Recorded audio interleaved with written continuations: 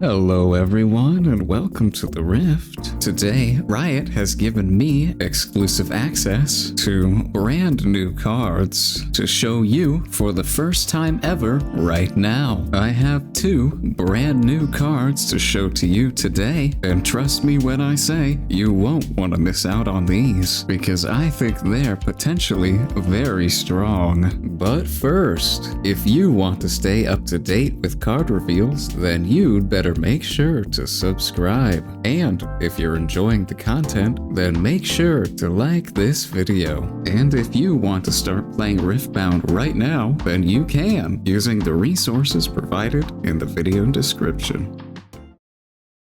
First up, we have this card. Herald of Scales is a 4 energy cost body unit with 3 might that says your dragon's energy costs are reduced by 2 energy to a minimum of 1 energy. Yep, you heard that right. It reduces the cost of all of your dragons by 2. That's right, all of them. It's not a tap ability to reduce the next dragon you play by 2. It doesn't reduce cost once per turn. It's just a flat-out static ability that reduces all of your dragons by 2. And I think that's crazy. This card is potentially very good. At the absolute minimum, just playing down a 3 might unit for 4 energy is not that bad, but over the course of a bunch of turns, this card is going to get you more and more value. And even if you just play this down and then play something like Blazing Scorcher immediately after on the same turn, you're getting the energy cost reduction immediately. So even if both of your units die next turn, you're still getting immediate value out of it. It's kind of like playing a 3 might unit for only 2 energy in that case, which is pretty good. That's a decent overstat. And obviously, as the turns progress and this thing just stays on the battlefield, it can just keep providing you with so much extra energy. Going second with Obelisk of Power and playing this down turn 1 is pretty good. It's comparable to Catalyst. Catalyst is currently an okay card in the format. It gives you permanent ramp of 2 runes, but this card has the added benefit of being a unit, so it can take battlefields, get points, things like that. That also is technically a downside as well, because it's susceptible to removal spells and other things that could potentially kill it, but I generally think having ramp on units is better than having ramp spells. They're a bit more versatile in their application, and they help you put down board presence earlier in the game. If you play a ramp spell and that's all you're doing during your turn, you've kind of skipped a turn in terms of board development. You haven't put any units on the board. So against more aggressive decks where you have to put down more board presence and contest their board presence earlier on, I think this card is much better than something like Catalyst, especially because if you're at 4 energy and you play this down, then next turn you'll be at 6. So if you have 2 Blazing Scorchers in your hand or any other dragon that costs 5, you can play both of them because they cost 3 now, and that's really strong. So even if you just play both of those down and then swing with this onto a battlefield to trade with something, you've already got a ton of value out of it. You've essentially paid 0 energy to play this card in that case, which is very strong. And of course, as more and more powerful dragons get printed, this card just becomes better and better. We currently don't have that many revealed right now, so it'll be interesting to see how many are printed into the format in the future. I think any sort of deck centered around dragons or any legend that helps dragons out in some way is gonna love this card and make it even stronger. So I think this card is already pretty good, but it will definitely age like a fine wine. The second card that we have here today is Arena Bar. I think this card's pretty interesting. Arena Bar is a 3 energy body gear that has the ability of Exhaust Me, buff an exhausted friendly unit. It also has reminder text of if it doesn't have a buff, it gets a +1 buff, which just means that a unit can basically only have 1 buff at a time, which is stated in the game's rules. This card definitely seems interesting. We currently don't have very many ways of buffing units in set. We basically only have Cythria and Showstopper so far, and Cythria only buffs herself, so the only way we have to buff other units besides Cythria is with Showstopper, and that's not repeatable. It's only a one-time effect. So this card could actually get some value over the course of a game in set, essentially getting to protect whenever units turn after turn with set's legend effect. It could be pretty good. We'll have to see all the other cards that can buff units in these colors for set. If this ends up being the most efficient one to do that, then it could see a ton of play, but if there are more efficient ways of buffing units printed in set's colors, then this card could be outclassed by those either in Origins or in the future. I think for now, at least, it's good to have a repeatable buff effect in set. Just making sure you can consistently protect your units from being destroyed is really good. Just keep in mind that this does have to be on an exhausted friendly unit, so either when you play the unit down immediately, you have to use this effect on it, or after the unit has moved, you have to use the effect. You cannot use this on a readied unit, so just keep that in mind as you're sequencing out your turns and your plays and stuff. So overall, yeah, I think this card has potential. It really just depends on the other sources of buff that we're gonna get in Origins and beyond that as well, but this card could definitely see play if set ends up being a very good deck. Something to note is that you can re-ready this with Orange Misfortune and then use it again. That's a pretty nice combo. I don't know how often that's gonna come up in games, but it's something to be aware of. Alright, that's all we have for today. I'll be posting a ton more videos on card reveals in the future, as well as live streaming gameplay and my live reactions to new cards, all throughout the course of reveal season. So if you want to keep up to date with new card reveals, then you'd better hit that subscribe button. And of course, if you want to start playing Riftbound, you can do so right now with the links in the video description. Alright, that's about all I wanted to say today. Take care.